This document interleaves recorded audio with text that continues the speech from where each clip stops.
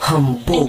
Kayo ang dahilan kung bakit di ako sumuko sa mga bagay na kung ba't ang luha ko'y tumulo. Ito ang mensahe ko upang aking ipahatid sa mga tropa, kaibigan, kapangkat at kapatid. Pasasalamat ko kay tagal ko nang gustong sabihin. Ang puso ko ang gumawa nitong aking awitin. Para sa inyong lahat, ito ang tanging paraan sa mga taong para sa akin ay palaging nandyan. Upang ako'y mabigyan ng kalakasan ng loob at manatili na nakatayo at di patataob na kahit na anumang pagsubok na nagdadatingan. Di ako takot pagkat alam kong may malalapitan. Pag ako ay mayroong problema na dinadala, akala ko ako'y nag-iisa, ngunit hindi pala. Alam nyo ba kung bakit?